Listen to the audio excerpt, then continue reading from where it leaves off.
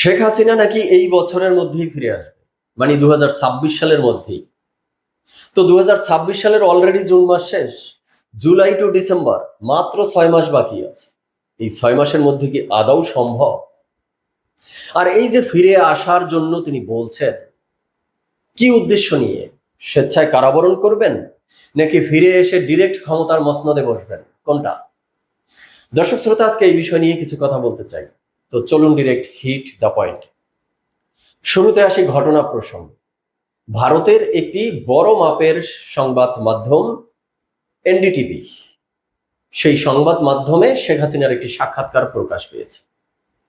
সেখানে শেখ হাসিনা বলছেন, I don't fair death, will return to Bangladesh this ইয়ার। মানে তিনি মৃত্যুকে পরোয়া করেন না, মৃত্যুকে ভয় করেন না, এই বছরই তিনি দেশে ফিরছেন। দীর্ঘ 2 বছর পর ভারতের সংবাদ মাধ্যমে বিস্ফোরক এই ঘোষণা দিয়েছেন শেখ হাসিনা। এই যে সাক্ষাৎকারটি, এটি এমন না যে শেখ হাসিনা এনডিটিভির সাথে সরাসরি সাক্ষাৎ করতে এসেছে, সামনাসামনি বসে ফেস টু ফেস সাক্ষাৎ হয়েছে বা মিডিয়া সেটি কভার করেছে, বিষয়টা এমন না। সাক্ষাৎকারটি হয়েছে ইমেইলের মাধ্যমে। এনডিটিভির পক্ষ থেকে যা যা জানতে চেয়েছে সেই প্রশ্নগুলো শেখ হাসিনার কাছে মেইলের মাধ্যমে পাঠানো হয়েছে। শেখ হাসিনা মেইলের মাধ্যমেই সে জবাবগুলো দিয়েছে। তারপরে সেটি এনডিটিভি তাদের পত্রিকায় প্রকাশ করেছে। কারণ শেখ হাসিনার সেই যে বাংলাদেশ থেকে চলে যাওয়া বা বাংলাদেশ থেকে পালিয়ে যাওয়া বা ভারতে আশ্রয় নেয়া, যেভাবেই বলেন না কেন, তারপরে কিন্তু সরাসরি তাকে কোনো মিডিয়াতেই দেখা যায়নি। তিনি কোথায় আছেন, কি অবস্থায় আছেন, কেউ কিন্তু আদৌ জানে না। যতবারই তার বক্তব্য বা সাক্ষাৎকার এসেছে, সেগুলো এভাবে ওই যে মেইলের মাধ্যমে তথ্য আদান প্রদানের মাধ্যমে এসেছে এবং তার কিছু অডিও ক্লিপস এসেছে। সেই অডিও ক্লিপস নিয়ে অনেকে আবার বলছে এআই নির্মিত, এআই দিয়ে বানানো, অনেকে বলছে এটা তার নিজেরই। এ নিয়ে বিভিন্ন ধরনের কন্ট্রোভার্সি রয়েছে। মানে এক কথায় তাকে সরাসরি মিডিয়াতে আসতে দেখা যায়নি এখন পর্যন্ত। যাই হোক, তো এনডিটিভির এই সাক্ষাৎকারে এনডিটিভির পক্ষ থেকে অনেক ধরনের সমসাময়িক বিষয়ে, আওয়ামী লীগ, শেখ হাসিনা, বর্তমান রাজনৈতিক সিচুয়েশন, বাংলাদেশ সম্পর্কে অনেক প্রশ্ন করা হয়েছে এবং শেখ হাসিনা তার পক্ষ থেকে জবাবও দিয়েছেন। তো অনেকগুলো বিষয় নিয়ে আলোচনার রয়েছে, বাট আলোচনা অনেক বড় হয়ে যাবে, তাই সেদিকে যাব না। দুটো প্রশ্নের জবাবে আমার কাছে কিছুটা খটকা লেগেছে, তাই সেই দুটো প্রশ্ন এবং শেখ হাসিনার জবাব আমরা একটু দেখতে চাই। ট্রান্সলেট করে বাংলা ভাষায় যদি আমরা একটু দেখি, এনডিটিভি প্রশ্ন করেছে শেখ হাসিনাকে, আপনি প্রায়ই ইঙ্গিত দিয়েছেন এবং আপনার সমর্থকরাও আপনার দ্রুত বাংলাদেশে ফেরার বিষয়ে আশাবাদী। কেউ কেউ বলছেন এটি এই বছরের মধ্যেই হতে পারে, কিন্তু আপনার বিরুদ্ধে মৃত্যুদণ্ডের রায় রয়েছে। এই পরিস্থিতিতে বিষয়টি কতটা বাস্তবসম্মত? শেখ হাসিনা কি বলছেন চলুন। আমার দেশে ফেরা কোনো ব্যক্তিগত উচ্চ আকাঙ্ক্ষার বিষয় নয়। বেশ ভালো কথা। তাহলে তিনি কেন ফিরতে চাচ্ছেন? তিনি বাংলাদেশের মানুষের রাজনৈতিক অধিকার, গণতন্ত্রের পুনঃপ্রতিষ্ঠা, আইনের শাসন এবং মুক্তিযুদ্ধের চেতনা রক্ষার লক্ষ্যে তিনি দেশে ফিরতে চান এবং সেটা তিনি এই বছরই ফিরবেন। এখানে 3টে শব্দ আমি পিক করতে চাই, এটি নিয়ে আমার কিছু আলোচনা রয়েছে। তিনি বলছেন বাংলাদেশের মানুষের রাজনৈতিক অধিকার, 1। 2 নম্বরে তিনি বলছেন গণতন্ত্রের পুনঃপ্রতিষ্ঠা, আর 3 নম্বরে বলেছেন আইনের শাসন প্রতিষ্ঠা। এই 3টির জন্য তিনি দেশে ফিরবেন। আরেকটি তিনি বলছেন যে মুক্তিযুদ্ধের চেতনা রক্ষার জন্য। হ্যাঁ, সেটি নিয়ে আমার কোনো সে নেই, কারণ মুক্তিযুদ্ধের আদর্শ ধারণ করা, লালন করা যদি কেউ করে থাকে, 100% কোনো দলই বাংলাদেশে করছে না। কারণ আওয়ামী লীগও মুক্তিযুদ্ধকে তার পরিবারের সম্পদ বানিয়ে ফেলেছে, ফ্যামিলি অ্যাসেট বানিয়ে ফেলেছে। তারপরেও মন্দের ভালো হিসাবে মুক্তিযুদ্ধের চেতনার পক্ষে যদি কোনো দল থেকে থাকে, সেটা আওয়ামী লীগ, এটা নিঃসন্দেহে বলা যায়। তো এবার আসি তিনি আরেকটি প্রশ্নের জবাবে কি বলেছেন। এনডিটিভি তাকে প্রশ্ন করেছে আওয়ামী লীগের উপরে নিষেধাজ্ঞা প্রত্যাহার এবং সুষ্ঠু বিচারের নিশ্চয়তা নিয়ে বিএনপি নেতৃত্বের সঙ্গে আপনার গোপন যোগাযোগ বা পেছনের রাস্তা দিয়ে আলোচনার একটা খবর পাওয়া গেছে, এসব দাবির সত্যতা কতটুকু? তো শেখ হাসিনা এই দাবিকে অস্বীকার করে উড়িয়ে দিয়েছেন। তিনি বলছেন ষড়যন্ত্রকারীরা প্রায় মানুষকে বিভ্রান্ত করার জন্য এই ধরনের অপপ্রচার চালায়। আমার অবস্থান খুবই পরিষ্কার। তিনি আবারও সেম ওই যে 3টি শব্দ আমি পিক করেছিলাম সেটা বলছে, বাংলাদেশের গণতন্ত্র, আওয়ামী লীগের রাজনৈতিক অধিকার, জনগণের ভোটাধিকার এবং ন্যায় বিচার, এই সকল প্রতিষ্ঠার জন্য এগুলো গোপন সমঝোতার বিষয় নয়। দ্যাট মিনস গোপনে না, তিনি ওপেনে ফাইট করেই এগুলো প্রতিষ্ঠা করতে চায়, দেশে ফিরে আসতে চায়। মোদ্দা কথা হলো এটি। তো আমি যে তিনটি শব্দ পিক করলাম, সেই তিনটি শব্দ কেন পিক করেছি? কারণ এই জায়গায় আমার দ্বিমত রয়েছে। শেখ হাসিনার এই বক্তব্যের সাথে আমি একমত না, বা শেখ হাসিনার এই বক্তব্যে আমি আশ্বস্ত হতে পারছি না। কেন? তিনি বলছেন যে বাংলাদেশের গণতন্ত্র প্রতিষ্ঠায়। তো শেখ হাসিনার সরকার, আপনারা তো 17 বছর ক্ষমতায় ছিলেন, গণতন্ত্র কি প্রতিষ্ঠা করতে পেরেছিলেন? তখন কি দেশে গণতন্ত্র ছিল? ছিল না। আপনি বলছেন এর আগের প্রশ্নে যে বাংলাদেশের জনগণের রাজনৈতিক অধিকার প্রতিষ্ঠায়। তো রাজনৈতিক অধিকারটা কি দিয়েছিলেন? বিরোধী দলমতকে রাজনীতি করার সুযোগ আপনারা দিয়েছিলেন বিগত 17 বছরে? দেননি। এরপরে বলছেন জনগণের ভোটাধিকার। গুরুত্বপূর্ণ একটা পয়েন্ট। ভোটাধিকার বলতে কি কিছু ছিল আপনার আমলে? শেষের দুটো নির্বাচন বা লাস্টের নির্বাচনটি যেভাবে দিয়েছেন, নিজেদের দলের প্রার্থীদেরকেই স্বতন্ত্র প্রার্থী দাঁড় করিয়ে যে ধরনের একটা নাটকীয় নির্বাচন, প্রশ্নবিদ্ধ নির্বাচন, নিকৃষ্টতম একটা নির্বাচন দিয়েছিলেন, তো ভোটাধিকার কেমনে, কিভাবে বলেন? এরপরে বলছেন ন্যায় বিচারের কথা। ন্যায় বিচার ছিল আপনার 17 বছরের শাসন আমলে? কই, দেখিনি তো। 17 বছর যেগুলো প্রতিষ্ঠা করতে পারেননি, সেইগুলো প্রতিষ্ঠা এখন আপনি এসে করবেন, সেই আশ্বাস দিচ্ছেন, সেই লক্ষ্যে আপনাকেই দেশে প্রয়োজন, সেটি বলছেন। এটি মানুষ কেন বিশ্বাস করে নিবে? 17 বছর পারেননি, আর এখন এসে আপনি পারবেন? আর এই আশ্বাস দিলেই মানুষ আপনার পক্ষে নামবে রাস্তায়? আমার কাছে তা মনে হচ্ছে না।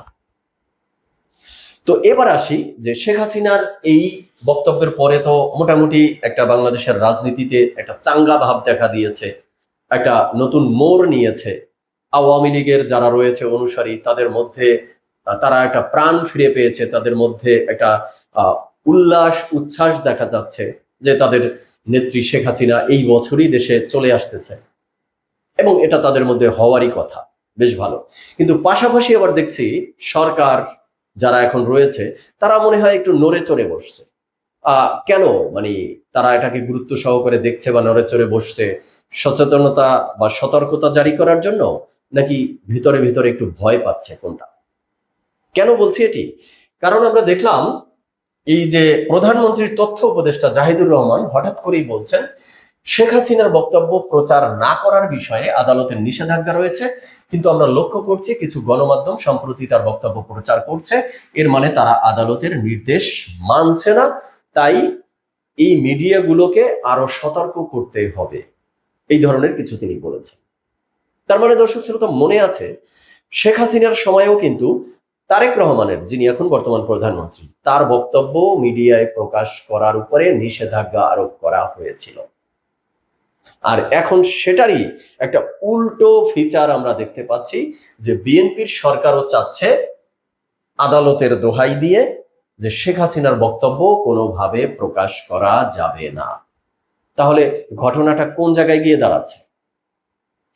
শেখ হাসিনার সময়ে যখন তারা তারেক রহমানের বক্তব্যের উপরে নিষেধাজ্ঞা দিয়ে রেখেছিল, তখন কিন্তু আওয়ামী লীগের কাছে এটা অন্যায় মনে হয়নি, অগণতান্ত্রিক মনে হয়নি। তারা এটাকে ন্যায় মনে করেছে, এটাকে বৈধ, এটাকে রাইট মনে করেছিল।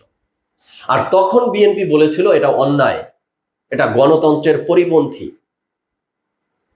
ঠিক মানে স্মরণ আছে না দর্শক শ্রোতা আপনাদের? কিন্তু এখন যখন ফিচারটা পুরো উল্টে গেছে, এখন আমরা দেখছি যেই আওয়ামী লীগ আগে বলেছিল এই নিয়মটা বৈধ, গণতান্ত্রিক, তারা এখন বলছে এটা অবৈধ এবং এটা অগণতান্ত্রিক। আর তখন বিএনপি যেটাকে বলেছিল অবৈধ, অগণতান্ত্রিক, এখন সেটা বিএনপির দৃষ্টিতে বৈধ এবং গণতান্ত্রিক হয়ে গেছে। তাই বিএনপিও সেই পথে হাঁটতে চাচ্ছে, তারা আবার এটি চালু করতে চাচ্ছে। তার মানে রাজনীতির ভিতরে একটা টুইস্ট কিন্তু আমরা একদম পরিষ্কার ভাবে দেখতে পেলাম, যে যখন নিজেদের স্বার্থে কোনো আইন করি, নিজেদের স্বার্থে সেটা ব্যবহার করি, তখন সেটা দিনের আলোর মতো তাদের কাছে মনে হয় বৈধ। আর যখন সেই নিয়ম এসে পাল্টা ঘুরে নিজেদের উপরেই পড়ে, তখন সেটা হয়ে যায় অবৈধ। যাই হোক, এরপরে জাহিদুর রহমান বলছেন বেনামেও আওয়ামী লীগ কার্যক্রম পরিচালনা করতে পারবে না, কোনো সুযোগ নেই। কেন, একটু ভয় পেয়ে গেছেন বলে মনে হয় না? কিছুদিন আগেও তো এই জাহিদুর রহমান বলেছিলেন, প্রধানমন্ত্রী তথ্য উপদেষ্টা, যে সফট ইমেজের, ক্লিন ইমেজের যাদের বিরুদ্ধে মামলা নেই এবং যারা আওয়ামী লীগের পোস্টেড না, তারা চাইলেই স্থানীয় সরকার নির্বাচনে অংশগ্রহণ করতে পারবে। তো হঠাৎ কিছুদিনের মধ্যে পল্টি নিচ্ছেন যে বেনামেও আওয়ামী লীগ কার্যক্রম পরিচালনা করতে পারবে না। একটু মনে হয় যেন নড়ে চড়ে বসছেন। কারণ কি, শেখ হাসিনার এই বছরের মধ্যেই চলে আসা, এতে কি একটু ভয় পেয়ে গেলেন? আচমকা মনে হচ্ছে যে কি থেকে কি হয়ে যাচ্ছে, এমন কিছু? যাই হোক, কনক্লুশনে এসে যেটা বলতে চাই যে শেখ হাসিনার পক্ষে আসলেই কি এই বছরে ফিরে আসা সম্ভব? জুলাই টু ডিসেম্বর 6 মাস বাকি আছে। এটা ডিপেন্ড করতেছে কি উদ্দেশ্যে তিনি ফিরে আসবেন তার উপর। যদি তিনি স্বেচ্ছায় কারাবরণের উদ্দেশ্যে ফিরে আসে, তাহলে তিনি যে কোনো সময় ফিরে আসতে পারেন। সেটার জন্য রাজনৈতিক পট পরিবর্তনের কোনো দরকার নেই। সেটা যদি আওয়ামী লীগের রাজনীতির কোনো স্ট্র্যাটেজি হয়ে থাকে, কৌশল হয়ে থাকে, যে কারাবরণ করবে, তারপরে তাদের নেতাকর্মীদেরকে উজ্জীবিত করবে, বা আন্তর্জাতিক রাজনীতিতে নতুন বার্তা দিবে, মানে হামলা মামলা সবকিছু ফেস করবে, ট্রায়াল ফেস করবে, আপিল ফেস করবে, সেটা হতে পারে। বাট সেটা করলে আওয়ামী লীগের জন্য কতটুকু লাভ হবে, কতটুকু ক্ষতি হবে, আর সেটা নিয়ে বিশাল আলোচনা।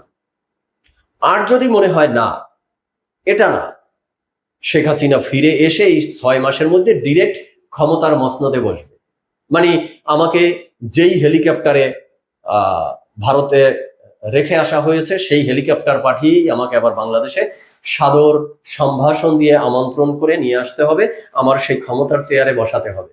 যদি সেই পরিবেশে সেই উদ্দেশ্য নিয়ে শেখ হাসিনা ফিরে আসতে চায়, তাহলে বাংলাদেশের রাজনীতিতে আবারও বড় ধরনের একটা পট পরিবর্তন প্রয়োজন, আবারও একটা বিপ্লব বা অভ্যুত্থান দরকার। কিন্তু বাংলাদেশের রাজনৈতিক প্রেক্ষাপটে কি মনে হয় যে আগামী 6 মাসের মধ্যে এমন কিছু ঘটতে পারে? এমন কিছু ঘটলে কারা ঘটাবে? আওয়ামী লীগ ঘটাবে, জাতীয় পর্যায়ে আন্তর্জাতিক পর্যায়ের লবিং এর মাধ্যমে, ম্যাটিকুলাস ডিজাইনের মাধ্যমে। তো আওয়ামী লীগের বর্তমান সিচুয়েশন কি এমন আছে বলে আপনার মনে হয়? এমন তো কিছু দেখছি না যে 6 মাসের মধ্যেই কিছু একটা অঘটন ঘটিয়ে ফেলবে বা ঘটন ঘটিয়ে ফেলবে, যেটাই বলেন না কেন, এমন কোনো পূর্বাভাস বা লক্ষণ তো আশা করি দেখা যাচ্ছে না। তো সেক্ষেত্রে শেখ হাসিনার পক্ষে এই 6 মাসে ফিরে আসা এবং এসে সরাসরি ক্ষমতায় বসা, আমার কাছে কশ্চিনকালেও এটা সম্ভব না বলে মনে হয়। তবে ওইটা সম্ভব যদি সে কোর্ট, আদালত, আপিল এগুলো ফেস করতে গিয়ে কারাবরণ করে। কিন্তু সেটা কি আওয়ামী লীগের জন্য ভালো হবে? আমরা তো দেখেছিলাম তারেক রহমানের উপরেও একটা নিষেধাজ্ঞা দেওয়া ছিল। মানে নিষেধাজ্ঞা বলতে তারেক রহমানের উপরেও কিন্তু এই আদালতের রায় ছিল, আদালতের দণ্ড ছিল তার উপরে, যার কারণে তিনি কিন্তু দেশে আসেননি। কিন্তু তখন কিন্তু তারেক রহমানের উপরে মৃত্যুদণ্ড ছিল না, যাবজ্জীবন কারাদণ্ড ছিল। সেটা ফেস করেই আসতে সাহস পাননি। কিন্তু শেখ হাসিনার বিরুদ্ধে তো অলরেডি একটা মৃত্যুদণ্ড রায় দেয়া, আরো কয়েকটা বিচার পেন্ডিং রয়েছে, ট্রায়ালে রয়েছে, তার রায়ও মৃত্যুদণ্ডই হতে পারে। তো সেই ঝুঁকি মাথায় নিয়ে কি শেখ হাসিনার দেশে ফিরে আসা আদৌ ঠিক হবে? সেটাকে আওয়ামী লীগের জন্য, আওয়ামী লীগের ভবিষ্যতের জন্য মোটেও ভালো হবে? দর্শক শ্রোতা, আপনারা কি মনে করছেন? আপনাদের মতামত কমেন্টে জানাবেন। সবাই ভালো থাকবেন, সুস্থ থাকবেন। ধন্যবাদ সবাইকে।